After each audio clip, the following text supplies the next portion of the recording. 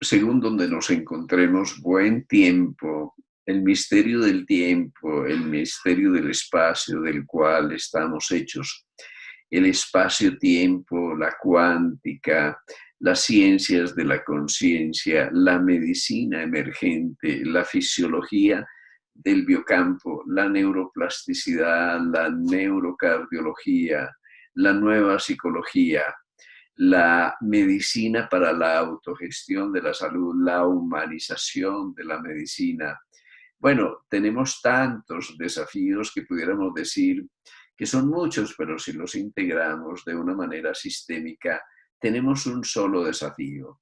Y ese desafío es comprender nuestra biología, comprender nuestra biografía, saber que nosotros habitamos no solo en nuestras moléculas y en nuestras células y en nuestro cuerpo, sino en nuestros campos de energía, nuestros campos de información, nuestro lenguaje, nuestros sueños, nuestras esperanzas, nuestro campo de relación, que todo eso está también determinando nuestra salud.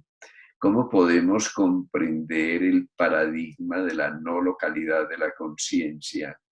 ¿Cómo podemos ir más allá de la dualidad del cuerpo y de la mente y generar ese campo unificado, ese campo de conciencia integrado a la luz de la ciencia de hoy? Pero sobre todo, ¿cómo podemos dejar de teorizar y pasar esto a la práctica, convertirla en un arte terapéutico, convertirla en tecnologías que sean útiles para la gente? Y muy especialmente cómo podemos hacerlo parte de la cultura para que todo aquello que concebimos y proponemos en el campo de la medicina pueda disolver todas las fronteras y dirigirse a la gente de a pie para que podamos hacer una medicina de la autogestión de la salud. Bueno, esa es la propuesta.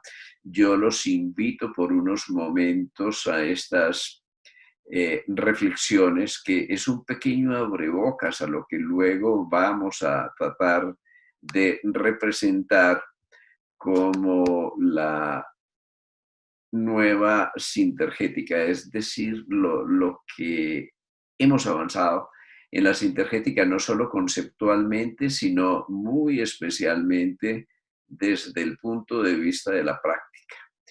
Así que nos vamos a referir a la energética humana, diciendo que el ser humano para el que hicimos nuestra medicina ya no existe, porque nosotros no solo vivimos en el disco duro de la biología, nosotros vivimos en nuestra biografía, en nuestros sueños, en nuestro lenguaje, en nuestras esperanzas, en nuestras relaciones humanas.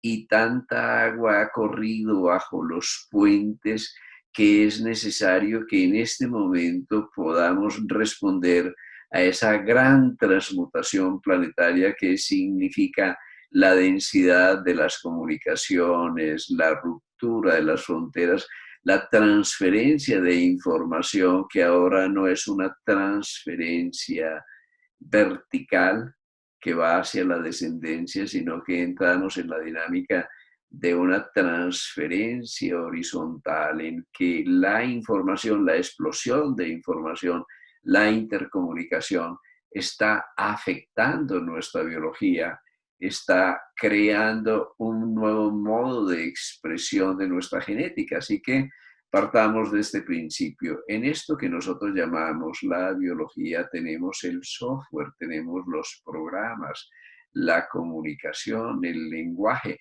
y sabemos que el software cambia el hardware. A esto lo llamamos epigenética. Cómo lo que está alrededor de la genética está cambiando su expresión, cómo cambiamos la expresión de nuestros genes con la vitamina D o con la respuesta de relajación o con nuestras relaciones humanas o con nuestra visión del futuro o con nuestros traumas del pasado. Esto quiere decir que necesitamos un nuevo modelo, una nueva visión del mundo, una nueva visión del ser humano que nosotros decimos sanar, porque desde ese modelo, desde esa visión, literalmente podemos cambiar nuestra interrelación con la biología. Es decir, que el modelo literalmente puede cambiar el molde. Así que vamos a entrar de lleno, que este es nuestro punto de partida y nuestro punto de llegada. ¿Cómo vamos a armar ese puzzle tridimensional? ¿Cómo vamos a coger todos estos pequeños factores que a veces vemos separados, todos los aspectos de la ciencia, y creamos el campo unificado de una ciencia con conciencia? ¿Qué relación habría entre el campo unificado y la conciencia? Para algunos, el campo unificado es la misma conciencia.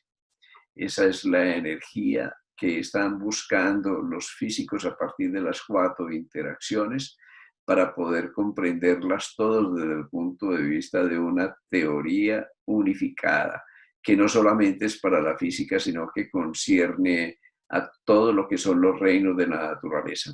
En ese sentido, los físicos y los biólogos han estado involucrados en una gran aventura en la que los físicos buscan el campo unificado y frecuentemente recurren a la biología para tratar de encontrar las raíces de la unificación de las 4 fuerzas. Los biólogos buscan la conciencia de la biología y frecuentemente recurren a los físicos como si les dijeran: ayúdennos a buscar en la física las raíces de la conciencia, y los físicos ayúdennos a buscar en la biología las raíces de la conciencia. Bueno, ahora lo que proponemos es no separar la biología de la conciencia, no separar la mente del cuerpo, no separar mente y cuerpo de lo que pudiéramos denominar como una hipótesis espiritual o dimensiones espirituales. Encontrar en ese universo vibracional todo un espectro de frecuencias, todo un campo unificado que nos permite, como una supercuerda, unir todas las vibraciones como distintas dimensiones de una sola realidad. Así que tenemos esa aventura que ha sido la aventura de la sintergética. Recordémoslo por unos instantes. Sintergética es una palabra que viene de síntesis, viene de sinergia, viene de sintonía, viene de sintropía, viene de sincronía o sincronicidad, viene de sintopía, que se refiere a la representación holográfica de un conjunto en cada una de sus partes. En fin, tiene ese tipo de antecedentes como los sintergéticos lo conocen, pero vamos a tratar de avanzar para ir más allá de la sintergética, representando su hipótesis clave, que es la del campo de R. Todo cuanto existe, existe en relación. Todos los campos conocidos son campos de interacción o campos de relación. El mínimo común denominador de todos los campos, del campo morfogenético, del campo gravitacional, de los campos electromagnéticos, de los campos de geometría, ese mínimo común denominador es la relación. El universo es un gran campo de relaciones, ¿sí? Y desde ese punto de vista, en la sintergética decimos conciencia es básicamente interacción. Cuando hay una interacción entre opuestos, se forma la complementariedad de un campo de relación, y a esa complementariedad emergente, a esa síntesis, la podemos denominar de una manera global un campo de conciencia. Es decir, que desde este punto de vista la conciencia no se refiere a ese pequeño capítulo de la conciencia de sí mismo o la autoconciencia reflexiva, sino que se refiere a esa condición del universo en el que todas las cosas dialogan, reciprocan, se interrelacionan recíprocamente, y esto es la conciencia en términos de campo R, es decir, desde el punto de vista de la sintergética, conciencia y campo R constituyen una sola realidad. Vamos a mirarlo desde otro punto de vista. En la energética humana ya lo hemos visto como podemos buscar las 4 interacciones fundamentales, que son las que buscan la física.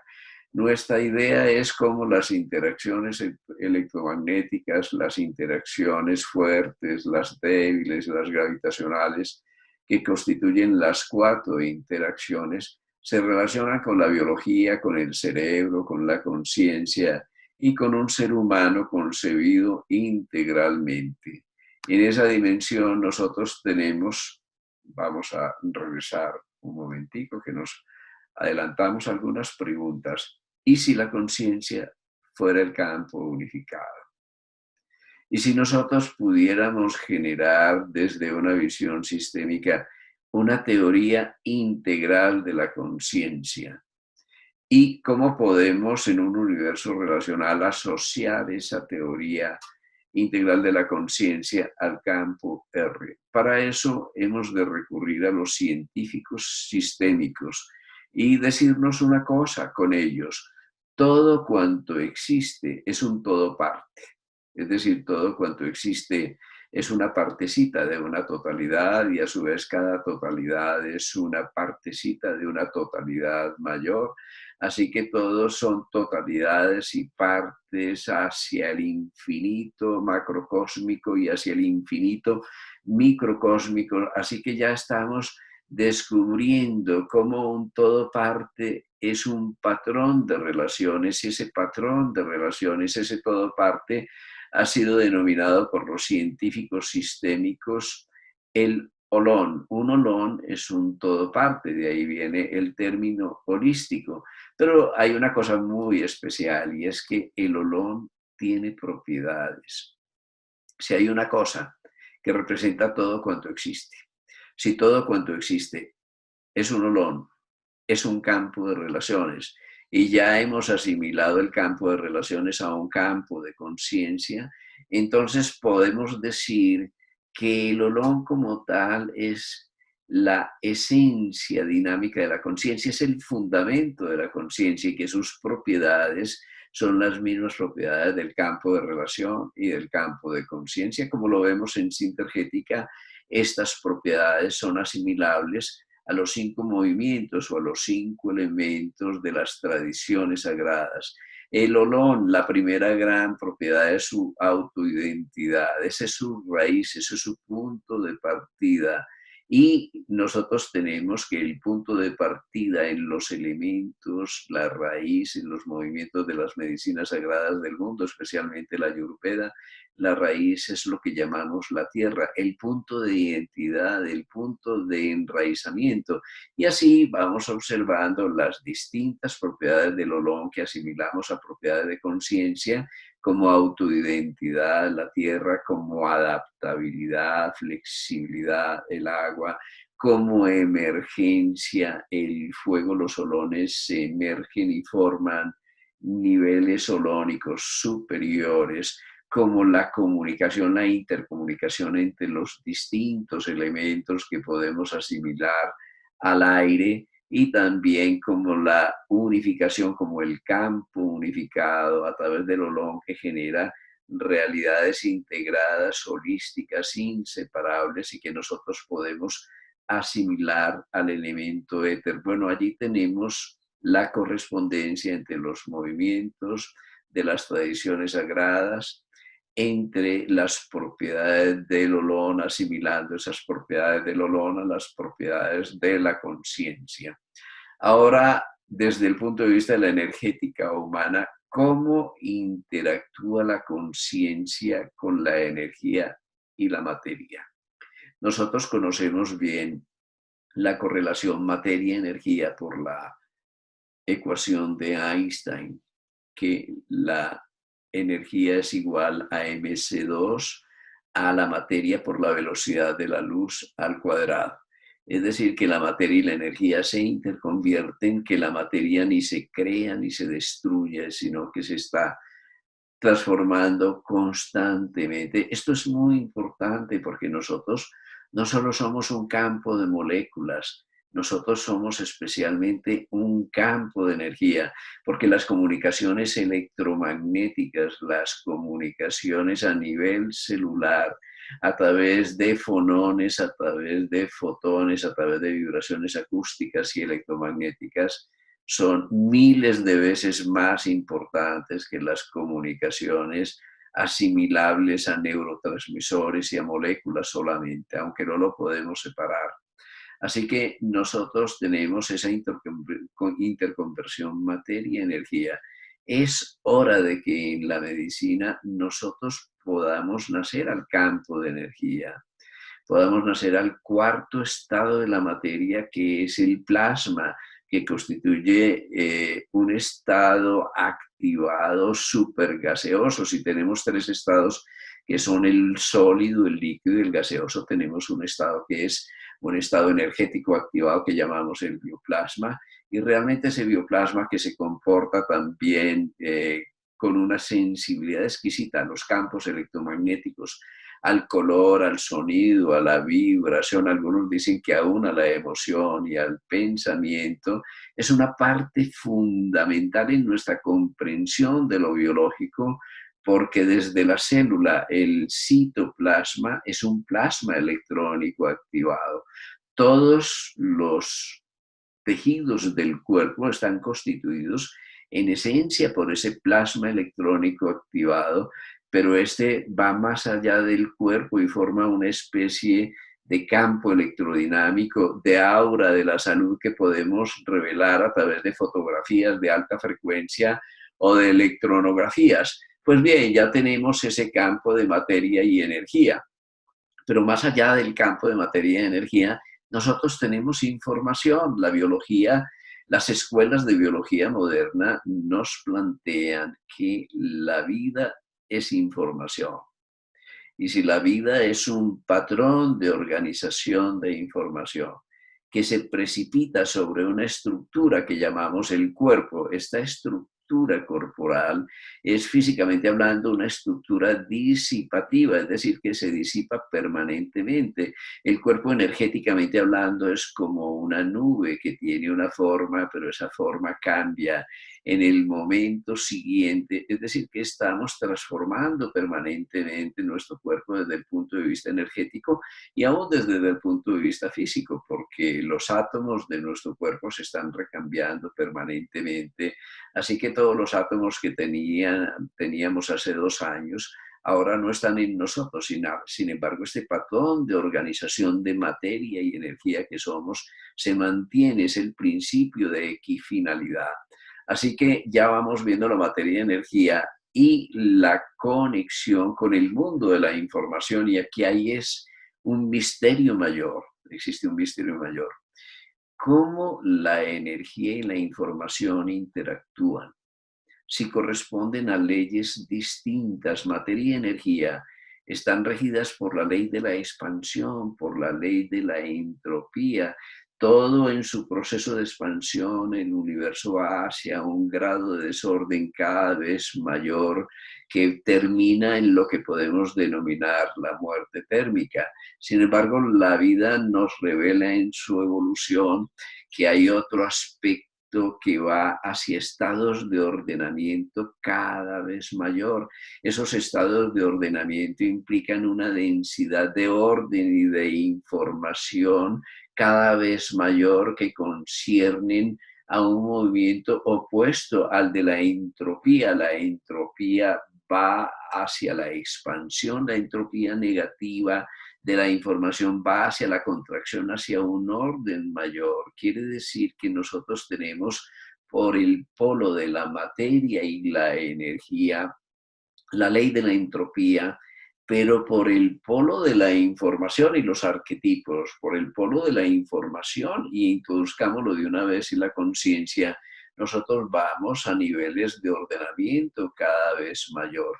Es necesario ahora que no disociemos esquizofrénicamente la biología, que dejemos la materia y la energía para los científicos y que le asignemos la información y la conciencia a los místicos. Afortunadamente, con el surgimiento de las ciencias sistémicas, Nosotros en este momento tenemos la enorme oportunidad de vincular la cibernética y la bioenergética, es decir, la información y la energía y comprender sus interacciones, cosa que es muy importante, porque cada pensamiento, cada sentimiento va a generar un movimiento de neurotransmisores y de péptidos a través de toda la red mente-cuerpo y se va a proyectar hasta el genoma y va a determinar hasta nuestra expresión genética. Es decir, que con la información y la conciencia nosotros estamos estableciendo el comportamiento de los campos de energía y los campos de materia. Todo esto nos hace entrar en la dimensión de campos no energéticos, campos de información, patrones de organización de información que van a repercutir sobre la biología, sobre la fisiología y sobre la expresión genética. Así que lo que estamos llegando es a una propuesta global y es la equivalencia entre la materia y la energía y la información y la conciencia, y es estudiar esas mutaciones que se dan, cómo un patrón de información se convierte en un patrón de energía que se materializa, cómo un patrón de materia y energía se puede convertir también en un patrón de información y de conciencia. Digámonos de una vez, lo veremos más detenidamente, la formación en sintergética, que todo cuanto existe de nuevo es conciencia y que la conciencia sufre, digámoslo así, transformaciones, se va precipitando en patrones de información que a su vez generan cascadas de energía que se van ordenando jerárquicamente hasta precipitarse ordenadamente en la materia del cuerpo, y cómo todo esto realmente es conciencia. Por un lado, conciencia que se precipita en la materia y por otro lado, materia que se va haciendo más sutil, que se va diluyendo en la energía, en la información y la conciencia. Nuevamente encontramos mínimo común denominador, la conciencia. Este es un universo de conciencia. La conciencia es no local, allí lo vamos entrelazando con la física cuántica. El entrelazamiento cuántico, que es una propiedad de las partículas subatómicas, es una propiedad particular de un proceso mucho más global, que es el de la no localidad de la conciencia. Esta no localidad de la conciencia nos permite comprender la sanación, permite comprender la telepatía, las interacciones a distancia, nos permite comprender muchos procesos que fueran incomprensibles si nosotros simplemente evaluamos de la vida desde el punto de vista de un paradigma materialista. Esto nos pone de lleno en un capítulo apasionante que es el del potencial humano. Trillones de células en el ser humano, asociadas cooperativamente, integradas sistémicamente para constituir la unidad del organismo. Cada una de esas células representa una microbatería y esa microbatería tiene un potencial de 1.2 voltios en promedio, es decir, no nuestra energía, sino nuestro potencial energético, aquello a lo que nosotros podemos acudir para explicar muchas de las interacciones energéticas extraordinarias del ser humano. Eso quiere decir que nosotros tenemos un potencial de alrededor de trillones de voltios.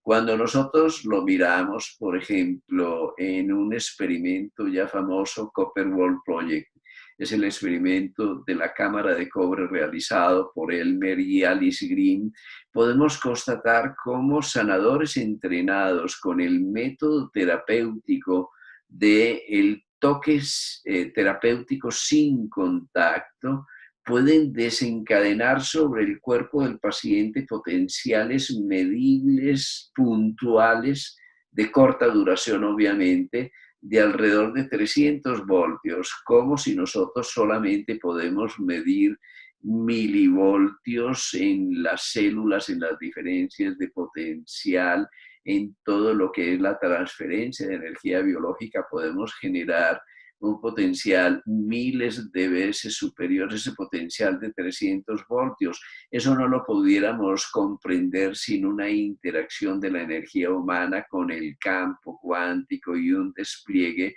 de ese potencial enorme que nosotros tenemos a nivel de las baterías biológicas. Así que tenemos esa primera gran evidencia objetiva que aquello que llamamos el toque terapéutico sin contacto no es simplemente una imposición mística de las manos, sino que en condiciones de laboratorio podemos medirla y los modelos matemáticos nos indican que eso no es posible, esa emisión de voltaje, sin que nosotros entremos en contacto con el campo cuántico. Es lo primero. Lo segundo, que es bien importante, hay una energía muy estable, la más estable de las 4 interacciones energéticas es la del decaimiento radiactivo. Es tan estable la energía, la curva del decaimiento radiactivo, que muchas veces se realiza en el curso de centenares de miles de años, que la empleamos precisamente para la construcción de relojes atómicos. Esa energía, por su estabilidad, no es alterada por la energía electromagnética, ni por la energía gravitacional, ni por las interacciones fuertes. Esa energía del decaimiento radiactivo es resistente a los álcalis, a los ácidos, a todo tipo de interacciones químicas. Y sin embargo, en experiencias realizadas, el doctor Yang Xing es un experto en Qigong, él a voluntad puede afectar la curva del decaimiento radiactivo de un elemento, tanto en el sentido de acelerar el decaimiento radiactivo como el de hacerlo más lento. Todas estas experiencias fueron luego reeditadas por Dawson Church, es asunto de investigación en este momento, pero digámonos que aquí estamos naciendo a algo muy especial. Hay una especie de energía humana. Hay una energía que puede modular las 4 interacciones. Cuando nosotros hablamos de la meditación, por ejemplo, y de las experiencias extraordinarias de lo que se denomina el vuelo yógico, o la experiencia de levedad, o la experiencia extraordinaria, excepcional de levitación, nosotros nos estamos refiriendo a una posibilidad de modular la energía gravitacional. Cuando hablamos de experiencias de sanación en la cual se pueden modificar el estatus del núcleo de las células, el comportamiento de los radicales libres, por ejemplo, nos estamos refiriendo a una posibilidad, y es la posibilidad de que el hombre, la energía humana, interactúe con la energía de las interacciones fuertes que está ocurriendo a nivel de los núcleos atómicos.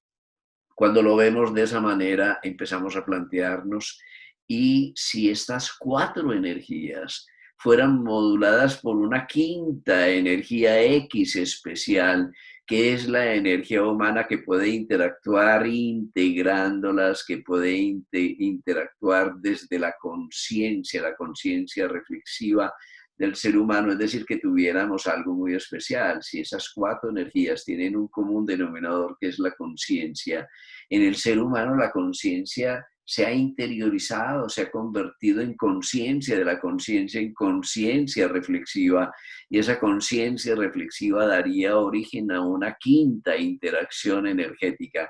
Cuando nosotros estudiamos a Bill Bengtsson y sus propuestas de sanación, nos encontramos experiencias extraordinarias.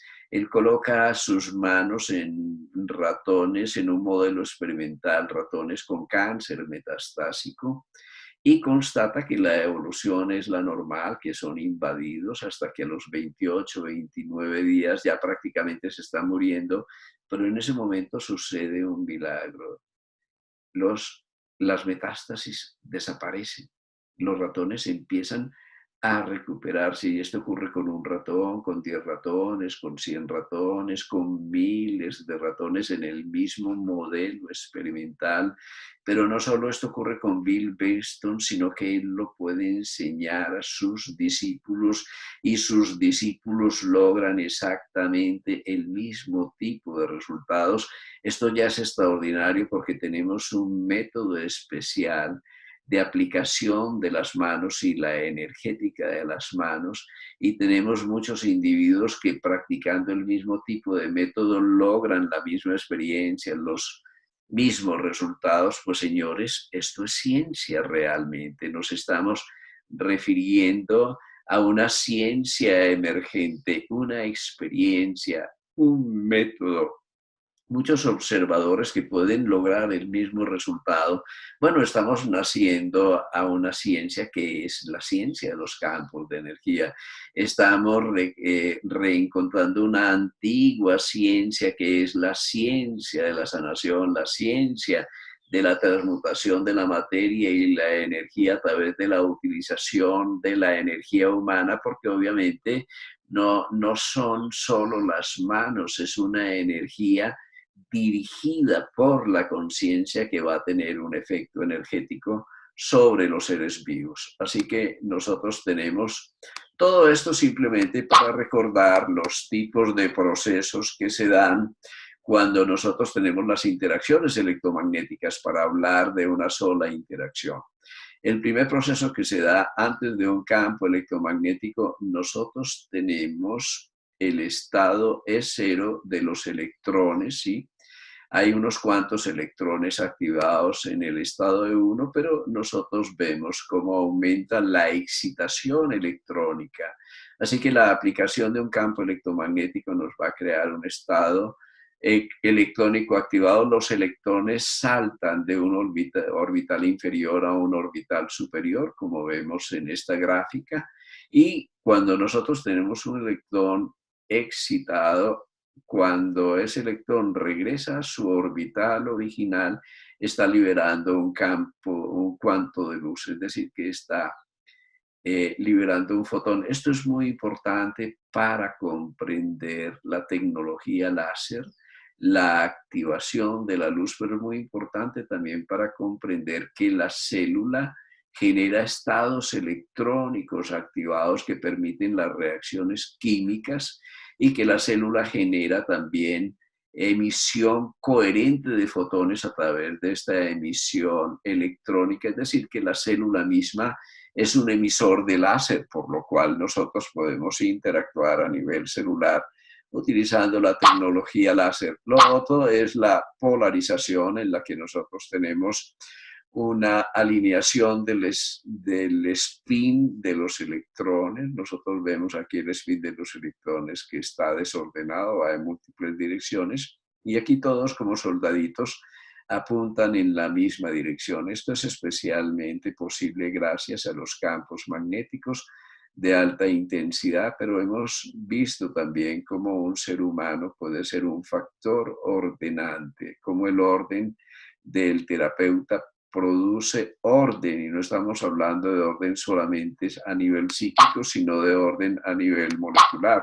También tenemos esa fuerza inducida por el campo que nos genera alineación electrónica, tenemos el calor como produce una excitación y un desordenamiento. Esto es muy importante para entender la acción de los infrarrojos a nivel molecular, que aumenta la vibración a nivel molecular, y tenemos procesos ya que se refieren a la energía metabólica. Pasamos de un estado metabólico 1 a un estado metabólico 2, lo vamos a ver especialmente cuando hagamos el estudio relativo al anabolismo, al catabolismo, al drenaje de toxinas, a los procesos regeneradores que tienen que ver con la aplicación de campos electromagnéticos. Nos estamos refiriendo así a una sola de las interacciones.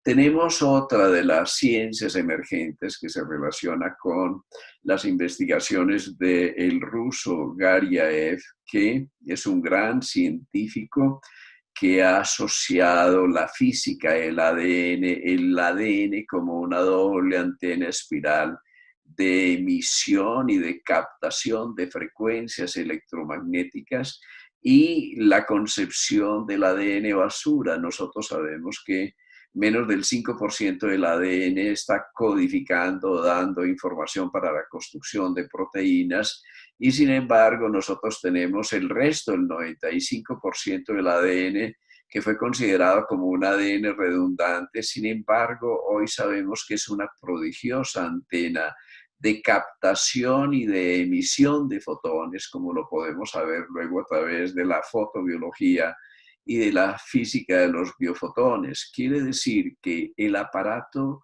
cromosómico realmente es un bioordenador que puede modificar a través de sus ondas electromagnéticas el comportamiento de las células y que ese aparato cromosómico es especialmente activo en el rango ultravioleta en la frecuencia de 400 nanómetros, donde nosotros nos encontramos lo que en fotobiología se conoce como la onda fotorreparadora, es decir, que el ADN representa un lenguaje y ese lenguaje, esa doble espiral del ADN tiene alrededor de 2 metros cuando nosotros podemos el ADN que está enrollado y apelotonado, estirarlo, obtendríamos una antena de 2 metros que está en resonancia con una frecuencia de 150 MHz.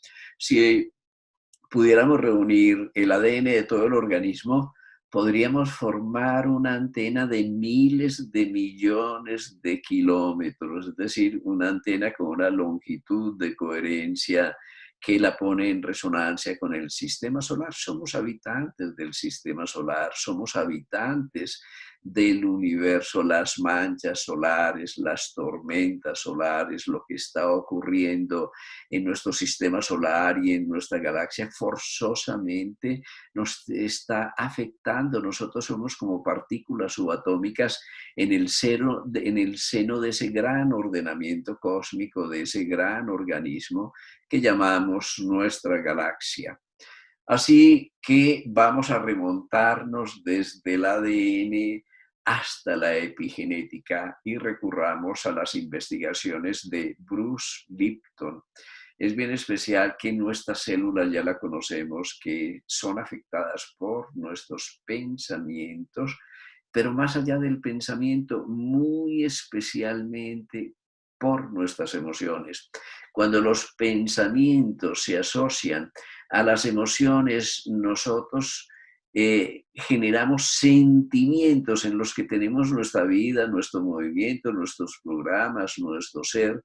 Cuando pasamos del pensamiento al nivel de las emociones, generamos alrededor de 70 neuropéptidos que están haciendo la traducción entre nuestros pensamientos, nuestras emociones o sentimientos y nuestra biología. Es que nuestros pensamientos y sentimientos se convierten en nuestra biología a través de un mediador, el caldo de cultivo de las células. Cuando cultivamos células y nosotros cambiamos el caldo de cultivo, cambiamos también el resultado de células totipotenciales.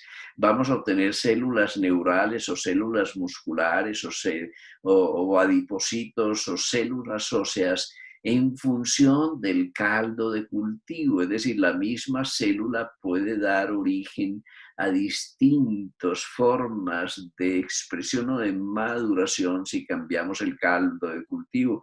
Pues bien, todas nuestras células viven en un caldo de cultivo que es nuestra sangre.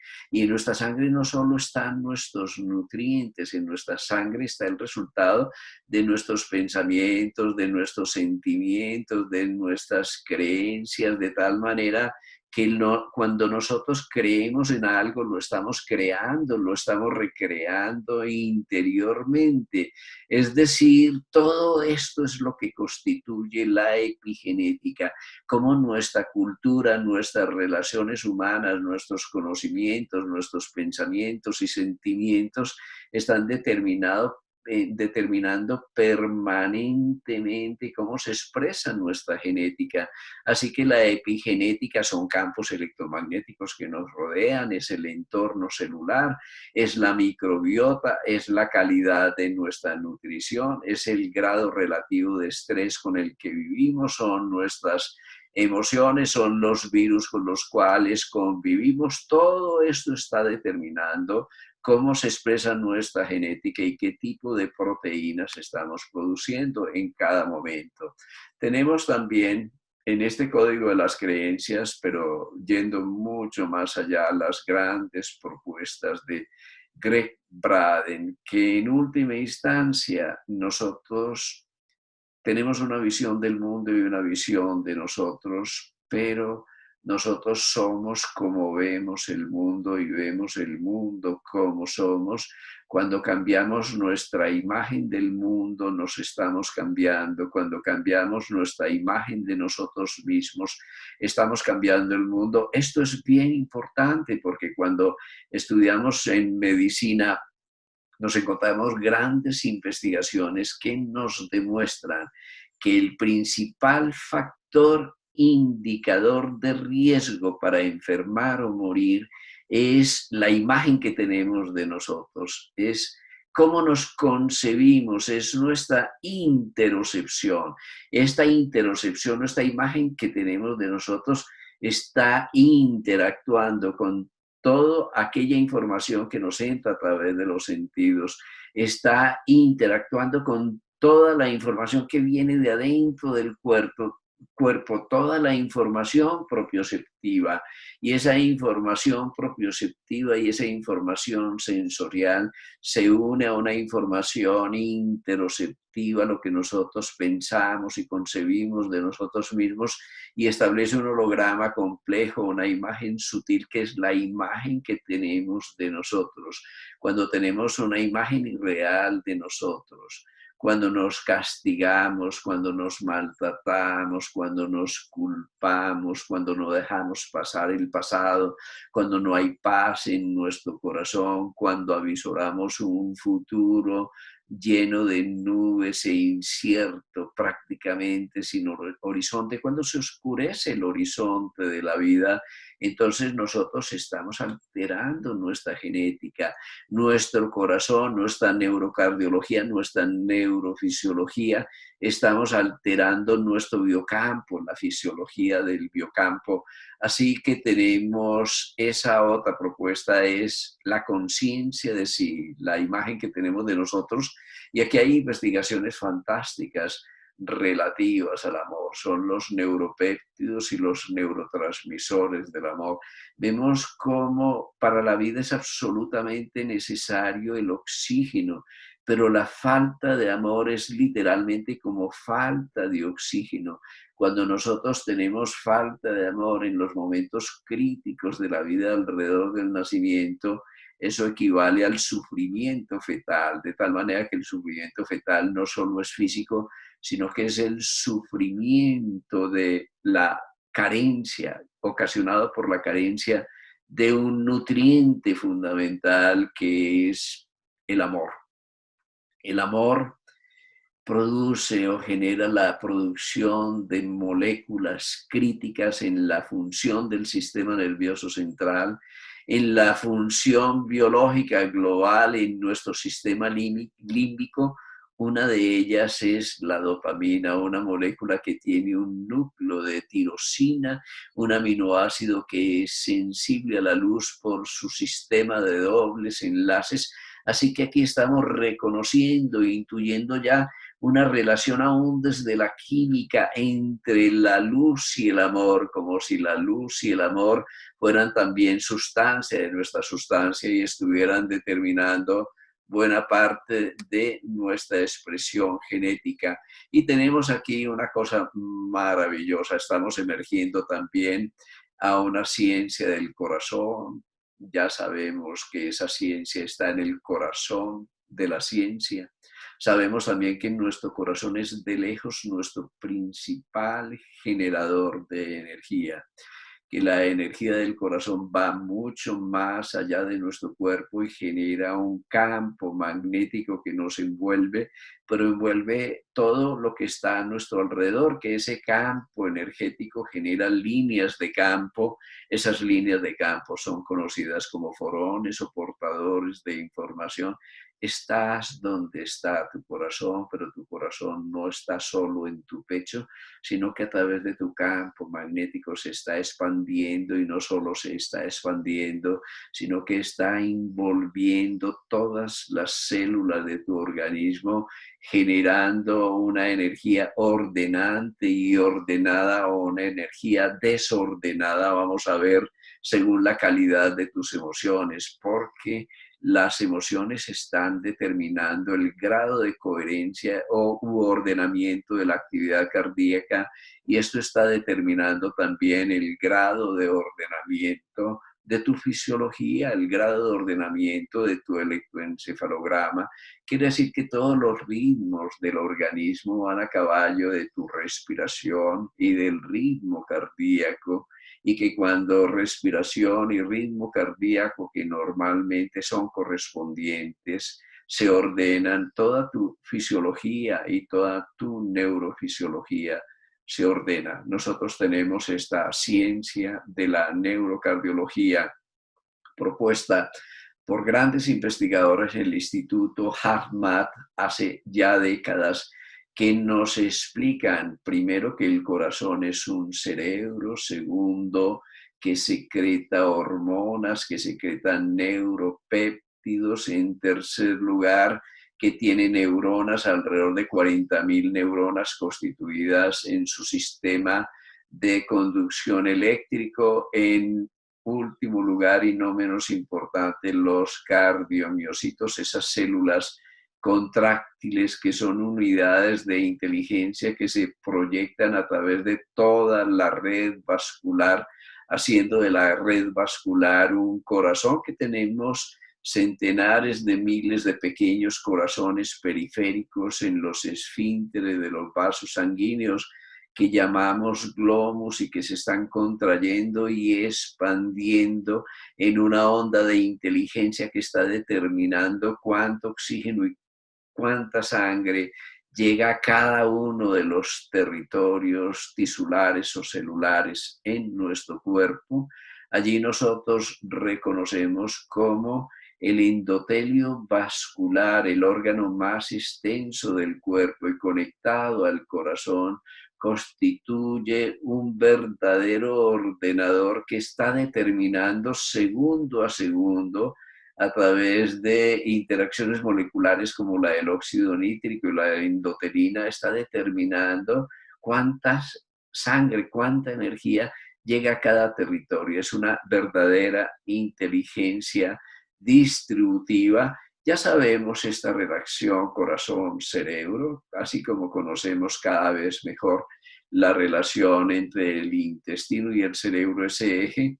Este tal vez es menos reconocido, pero tiene una importancia por lo menos similar, como las alteraciones del ritmo cardíaco generan alteraciones correspondientes a nivel del sistema nervioso central, como el ritmo cardíaco genera, la actividad eléctrica cardíaca genera potenciales evocados a nivel del tallo cerebral, a nivel del sistema nervioso central, como el corazón, que es sensible a nuestras emociones, como cuando nosotros experimentamos una emoción, estamos cambiando positiva o negativamente el ordenamiento del ritmo cardíaco, y esto está afectando el sistema límbico, el cerebro emocional y especialmente la amígdala, cómo las aferencias cardíacas van hasta la ínsula, hasta ese núcleo de interocepción que en conexión con el lóbulo frontal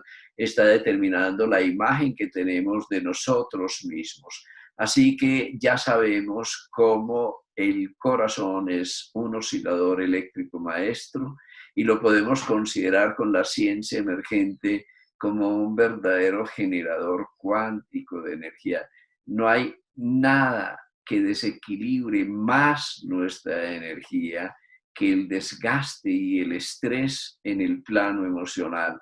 Ya lo sabemos también que hay una relación íntima entre el corazón, el cuarto centro de energía, que para los hindúes es el cuarto chakra, Anahata, y el timo, es decir, que la actividad de la inmunidad celular tan importante en esta pandemia depende en buena parte de los linfocitos T, de los linfocitos tímicos, pero los linfocitos tímicos, su comportamiento está en relación con las conexiones que existen entre el corazón, el sistema nervioso central y la epífisis. Hay un eje epífisis tímico que es muy importante para comprender la inmunidad. Así que tenemos este que es el cuarto cerebro, el cerebro del corazón, y una dinámica. Es que desde el punto de vista sintergético tenemos una hipótesis que se llama la hipótesis de los 5 cerebros. En primer lugar, el sistema nervioso central, que tiene 2 vertientes, la sustancia gris y la sustancia blanca, y que tiene 2 tipos de energía, una energía eléctrica alterna, la sustancia blanca, la sustancia gris, digo, la neurona, el axón, los potenciales de acción, la energía eléctrica pulsada alterna producida por este sistema, y tenemos un sistema de corriente directa que tiene que ver con la sustancia blanca, con la glía y con el perineuro. Estos sistemas de conducción de señales son claves para comprender la unidad entre el cerebro, el cuerpo, las emociones, es decir, toda la psiconeuroinmunología puede ser comprendida cuando nosotros entendemos la correlación entre el sistema nervioso central y los órganos periféricos a través del perineuro. Así que tenemos este primer cerebro, un segundo cerebro, el del sistema nervioso autónomo, clave porque representa nuestro acceso a la conciencia profunda, a la conciencia inconsciente, al cerebro reptil, a todo lo neurovegetativo en el seno del cuerpo, y clave porque comprendemos que tiene 2 vertientes, simpático y parasimpático, que es como un imán, una polaridad norte, una polaridad sur, una polaridad que nos lleva al gasto de energía, a la exteriorización, una polaridad norte que nos lleva al ahorro energético, al anabolismo, a la reconstrucción tisular, que nos lleva a la pausa, a la serenidad, al reposo, a la respuesta de relajación. Comprender este primer gran cerebro y este segundo, el sistema nervioso central y el sistema nervioso vegetativo.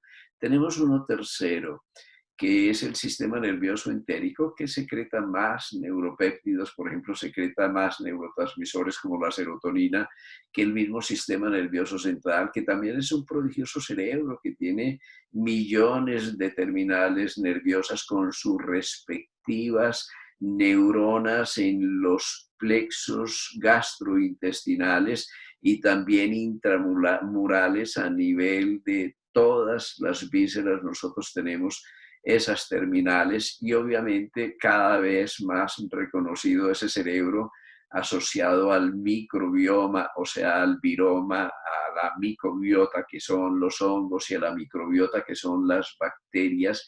Ese es un prodigioso código de inteligencia que aporta una información genética más importante cuantitativamente que la de todas las células de nuestro cuerpo, y que hace que nosotros comprendamos que es muy importante que nosotros estamos permanentemente cultivando la calidad de nuestra microbiota, que la calidad de nuestra vida depende, la calidad de nuestra dieta depende la calidad del microbioma, y de la calidad del microbioma depende en buena parte el funcionamiento de otros cerebros, de otros órganos y sistemas. Ya conocemos hoy, por ejemplo, la psicobiota, cómo existe una correlación entre nuestros estados anímicos, entre nuestro psiquismo y la composición de nuestra microbiota. Es decir, que no solo estamos hablando ya del metabolismo a nivel orgánico, sino el metabolismo emocional y el metabolismo psíquico está en íntima relación con la calidad de la microbiota. Y tenemos el cuarto cerebro, ya teníamos tres, el central, el autónomo y el sistema nervioso entérico. Tenemos el cuarto cerebro, que es precisamente el oscilador eléctrico cardíaco, ese gran ordenador cuántico, ese generador cuántico de energía que ya explicamos. Y por otro lado tenemos uno quinto, que es ese cerebro holográfico de la conciencia integral, cerebro que integra todos los cerebros, un cerebro sutil que es nuestro propio campo de energía, nuestro campo bioplásmico,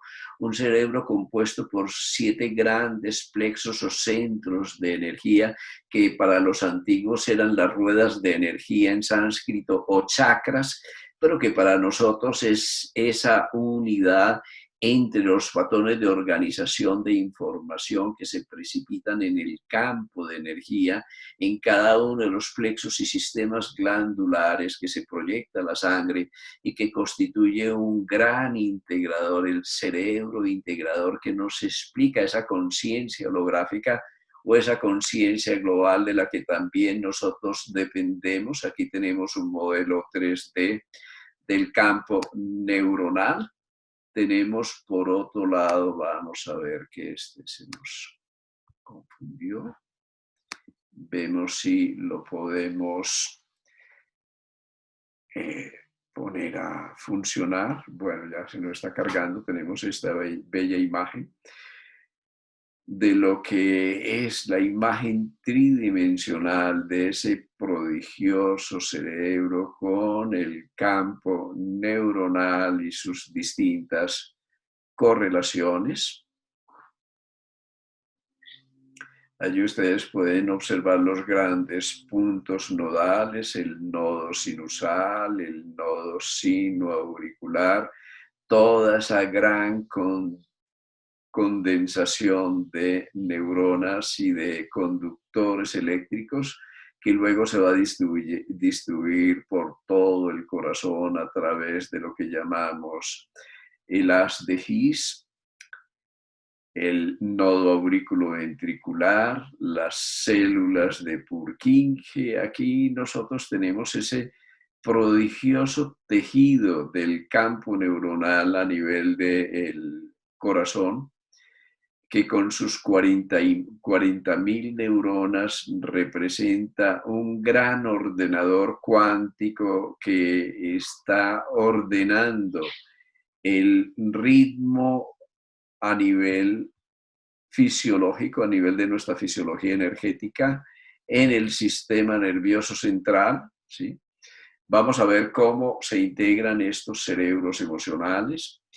Vamos a mirarlo ya no solo desde el punto de vista del sistema nervioso central, sino recordemos que por las conexiones ya los cuernos posteriores de la médula están representando un cerebro emocional primitivo.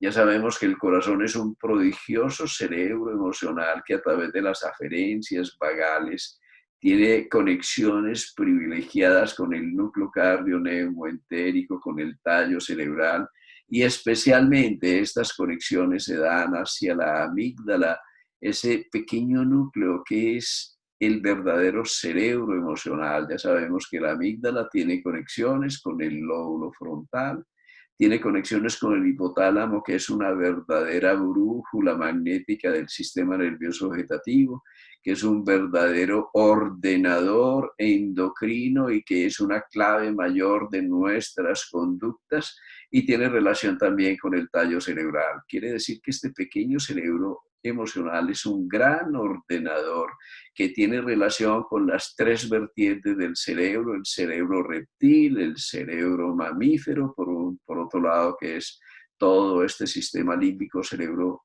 emocional, y el cerebro humano. Recordemos que una desconexión entre el cerebro emocional y el cerebro cognitivo genera una verdadera catástrofe en nuestra moral, nuestra ética, nuestro comportamiento, y que buena parte de lo que ocurre nuestra civilización actual es la desintegración entre nuestras emociones y nuestro cerebro cognitivo. Esa esquizofrenia existencial hace que frecuentemente nosotros tengamos una prodigiosa performance, una prodigiosa manifestación a nivel intelectual o a nivel cognitivo, pero que literalmente seamos analfabetas en el plano emocional. Todo esto para advertir una cosa muy especial de todos estos componentes en los que no vamos a profundizar del sistema límbico. Nosotros tenemos que advertir que hay más conexiones entre el sistema límbico y el cerebro neocortical o cognitivo que entre este y el sistema límbico. Es lo que llamamos la preeminencia de lo emocional. De igual manera, si nosotros consideramos al corazón como un gran ordenador emocional, lo que podemos constatar es que hay muchas más aferencias del corazón al cerebro a través de las vías aferentes vagales que vías de retorno desde el cerebro hacia el corazón. Eso implica que nuestra inteligencia emocional es un factor esencial, pero esa implicación también supone algo muy especial, y es que nosotros tenemos a los disturbios emocionales como la fuente mayor de enfermedades. Prácticamente en todas las enfermedades crónicas nosotros tenemos un componente emocional muy importante, que la causa mayor de estrés es endógena, y esa causa de estrés endógena se refiere al manejo de nuestras propias emociones, a nuestra coherencia a nivel emocional. Vamos a avanzar. Nosotros tenemos aquí un caso muy reconocido, muy famoso, es el de Phineas Gauge. Él tuvo una lesión de la corteza emocional a nivel fronto-orbitaria, es un trabajador de una vía férrea, un capataz, es encargado de poner la mecha y la dinamita para explotar piedra para corregir la vía. Pero aquí tenemos algo dramático. Él prendió la mecha antes de tiempo, la barra saltó, entró a través de este trayecto. Es verdaderamente dramático, pero él llegó plenamente consciente al hospital. Hicieron todos los test y neurológicamente estaba bien. Es una cosa extraordinaria, aparentemente inexplicable. Luego constataron que su cociente intelectual estaba perfectamente preservado, es decir, que desde el punto de vista neurológico y de su cociente intelectual no había ningún déficit a pesar de esta gran lesión. Lo que tuvimos aquí fue una desconexión entre el cerebro emocional y el lóbulo frontal, la integración del cerebro cognitivo. Cuando lo emocional se desintegra de lo cognitivo, pues asistimos a una cosa dramática. Es que este hombre, que era un buen trabajador, un buen padre de familia, se vuelve literalmente un atarpán, un mentiroso, sin ética, con un intelecto brillante como antes, pero incapaz de modular sus relaciones humanas, sus emociones, de predecir las consecuencias de sus actos. Termina separado de su familia, separado de su hermano, literalmente hecho un pobre ser humano, a pesar de la integridad de la conciencia o de la corteza cognitiva. Esto es muy importante, porque cuando nosotros tenemos un cortocircuito en esta zona, ya sea por un accidente, por un síndrome de shock postraumático, cuando hay una desconexión entre el cerebro emocional y el cerebro cognitivo, asistimos a situaciones dramáticas. Realmente es una situación dramática no solo del individuo, sino de la cultura, porque literalmente nosotros hemos desconectado la cabeza del corazón, hemos desconectado nuestro cerebro emocional, llamémoslo así, del cerebro cognitivo. Esto es lo primero. Lo segundo, tenemos cosas muy especiales en medicina, el síndrome de personalidad múltiple. En el síndrome de personalidad múltiple nosotros podemos tener un niño como el caso de Timmy. Él es un un caso muy famoso que tiene más de 10 subpersonalidades. Él tiene en su personalidad infantil una diabetes, pero cuando él cambia de personalidad infantil a una personalidad adulta, como adulto puede tomar litros de jugo de naranja sin que pase nada.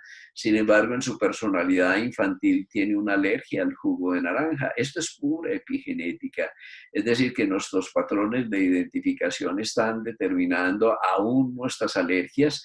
Hay el reconocido caso de pacientes diabéticos insulinodependientes que cuando cambian de personalidad en estos síndromes de personalidad múltiple, no se les puede poner insulina porque les hacemos daño, es decir, porque ya no tienen diabetes. Y nos decimos entonces qué relación hay entre la diabetes, la genética, la insulina, entre las alergias, la histamina, los macrófagos activados. Bueno, todos nosotros sabemos que eso en medicina es relativamente complejo, pero aquí estamos realmente reconociendo la relación entre nuestros patrones de personalidad que constituyen el punto de partida de la ciencia de la conciencia y nuestra propia fisiología. ¿Cómo se mueve la energía emocional? Ya hemos visto cómo está en relación con los patrones de personalidad, con los grandes traumas afectivos, con los accidentes, con la coherencia cardíaca, con la correlación que existe entre el corazón y el sistema nervioso central. Pero vamos a ver ahora cómo hay una cosa muy especial. Hay una correlación entre el ritmo respiratorio y el ritmo cardíaco, entre el ritmo respiratorio y la coherencia cardíaca. Cuando nosotros alcanzamos la respuesta de relajación a través de un proceso meditativo muy sencillo en el cual lo más importante es la respiración, cuando armonizamos la respiración a un ritmo muy fácil de reconocer, es un ritmo de 5 inspiraciones lentas, 5 expiraciones lentas y profundas. Cuando así respiramos lenta y profundamente y contamos nuestra respiración, estamos induciendo coherencia cardíaca, estamos induciendo una respuesta de relajación y esa respuesta de relajación es una prodigiosa respuesta fisiológica porque está determinando un cambio en la expresión de más de 2000 genes, es decir, que poco menos del 10% de toda nuestra expresión genética está siendo modificada por nuestra respiración, la coherencia cardíaca y la respuesta de relajación.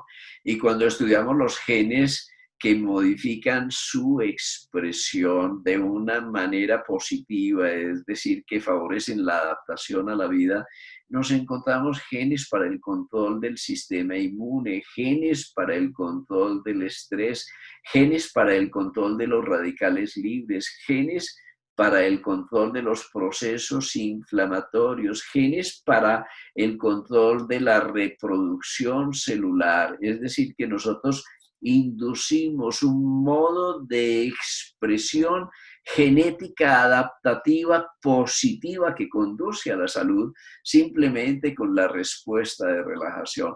Lo mismo cuando hacemos en psicología emergente técnicas de liberación emocional, donde nosotros podemos a través de pensamientos, sentimientos y movimientos adecuadamente dirigidos liberarnos de antiguos traumas, de su significado negativo, liberarnos del miedo y de la culpa, dejar pasar el pasado. Estamos introduciendo una respuesta de relajación que modula nuestra expresión genética, hace parte de algo revolucionario que son los códigos de curación, que son muchas técnicas de tapping y de liberación emocional, que son muchas técnicas psicofisiológicas en las que utilizando el movimiento coordinado con el sentimiento y el pensamiento, nosotros podemos restaurar la reunificación de ese campo integrado y a eso lo llamamos la biología de la conciencia en sintergética. Así que tenemos todo esto, esa transmutación emocional, ya lo veíamos, implica reunir la emoción, el pensamiento, el sentimiento al movimiento. Y esto nos lleva a una concepción muy especial. ¿Cuándo surge el cerebro y el sistema nervioso central? Pues cuando surge el movimiento. Las plantas por ello no tienen cerebro. Cuando nosotros nos liberamos de las raíces en la evolución, conquistamos un territorio, el movimiento, tenemos que elaborar ese movimiento internamente y surge desde el sistema nervioso primitivo hasta este portentoso desarrollo del cerebro humano, lo que en última instancia, siendo muy reduccionista, implica que nuestro pensamiento es una interiorización del movimiento y que nuestro movimiento, por lo menos a nivel humano, es una exteriorización de nuestro pensamiento. Tenemos una propuesta en Sintergética y si nosotros pudiéramos unificar nuestro pensamiento, nuestro sentimiento y nuestro movimiento, ¿qué ocurriría? Los resultados son maravillosos, ocurrirían milagros, verdaderas transmutaciones. Estaríamos accediendo a ese potencial prácticamente ilimitado que nosotros tenemos para sanarnos y para crear nuestra propia salud. Y todo esto nos va a permitir humanizarnos, es decir, ascender desde el mundo de los instintos y el mundo de los impulsos al mundo de las más nobles aspiraciones, ascender desde Eros a Logos para conquistar el mundo de los ideales que nos conecta al mundo de la conciencia superior. Ese es el proceso de humanización. Es decir, que podemos ascender desde la biología del homínido a la biología del humano, conquistando conscientemente nuestra biología para realizarnos y especialmente para trascender. Aquí tenemos más sobre el tercero. Y el cuarto cerebro sobre la posibilidad de las transferencias emocionales. Esto es muy importante en este momento. Nuestras emociones son moduladoras de nuestro sistema inmune. Podemos crear epidemias de pánico que son peores que todas las pandemias, porque en el miedo no es posible la expresión del amor. Si no podemos expresar el amor, no tenemos una carga en nuestro cuarto centro, en nuestro corazón, en nuestro timo, en nuestros linfocitos T, no tenemos pausa, melatonina, respuesta de relajación, y estamos induciendo una parálisis inmune y un estado hiperoxidativo, un incendio interior que obviamente va a desencadenar todo lo que puede ocurrir cuando el terreno se encuentra alterado en la presencia de un virus muy contagioso. Así que a lo que los invitamos es a esto, a una nueva visión del ser humano, a una nueva visión del sistema nervioso, a cómo nosotros nos podemos reconstruir, cómo aquello que llamamos neuroplasticidad es un capítulo aislado de un capítulo mayor que es la bioplasticidad, como nuestra verdadera inteligencia es una inteligencia adaptativa, no solo cognitiva, y cómo la inteligencia adaptativa está hecha de esa bella alquimia entre nuestra inteligencia cognitiva y nuestra inteligencia emocional, que a su vez va a modular nuestra inteligencia biológica, para que así nosotros vamos reconociendo conciencia de la conciencia, aquello que llamamos el símbolo humano. El hombre es un símbolo del universo.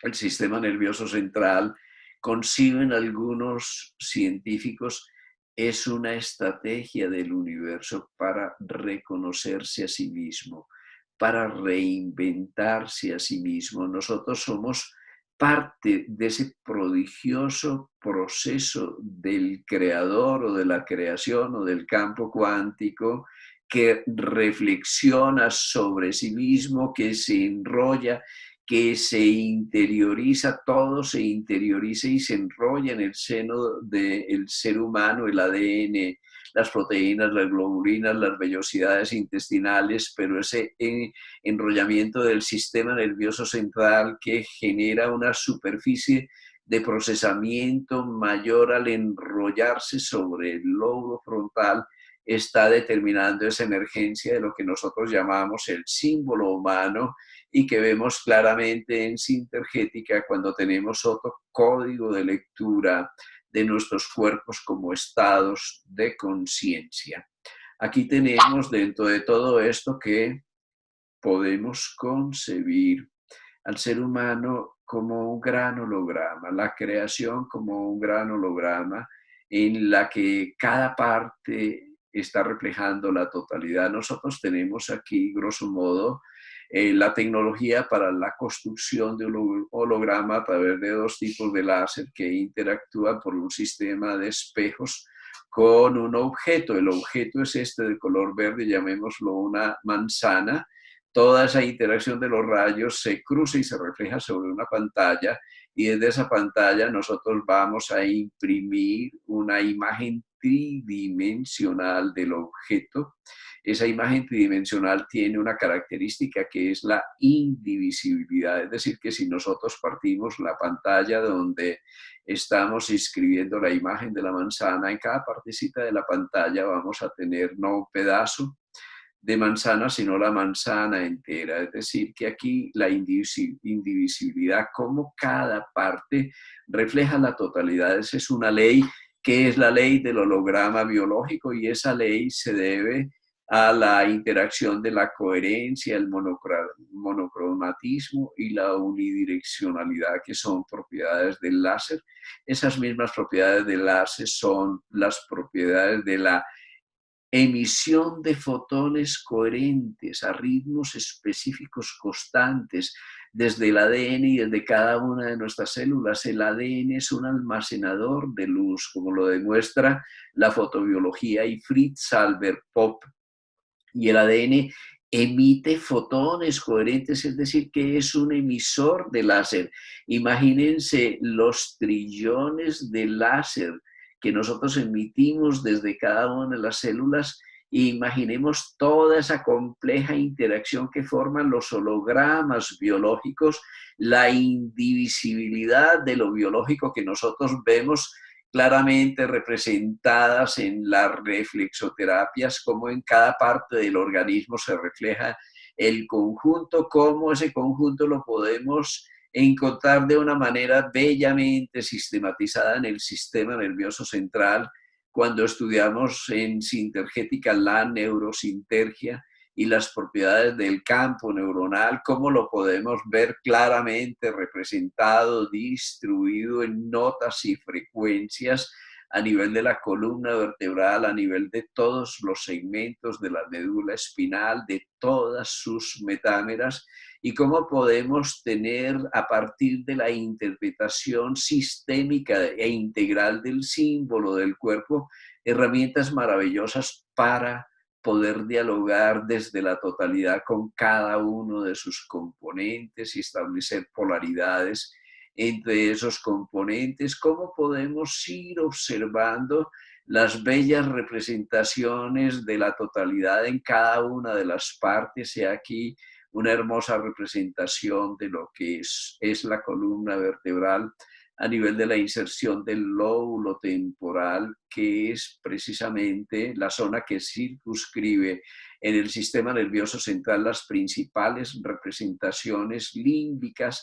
Y así la propuesta es hacer un recorrido desde la ciencia del agua, un bello cristal líquido que es la onda portadora de la vida, una prodigiosa batería como nos lo revelan las investigaciones de los últimos años de Gerald Pollack, que es como el Einstein en la investigación del agua en este momento.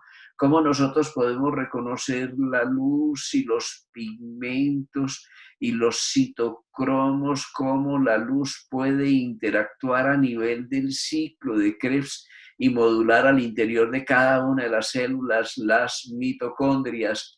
Cómo nosotros podemos ir ascendiendo a través de la ciencia del agua, la ciencia de la luz, a través de la genética, a través de la neurocardiología, a través de la neuroplasticidad, a través de la psicología emergente, y encontrarnos una propuesta sistémica que nos lleva a construir una nueva cultura de relaciones con nosotros y los otros, a construir una nueva cultura de relaciones humanas, a construir una nueva epigenética, porque en última instancia la epigenética depende de cómo nos cultivamos, y cómo nos cultivamos depende de nuestras relaciones con nosotros, y los otros depende de nuestra cultura, cómo podemos así ir ascendiendo al mundo superior, al mundo de la mente abstracta, al mundo de los arquetipos, al del inconsciente colectivo, para encontrar a fin de cuentas que estamos hechos de la misma quinta esencia,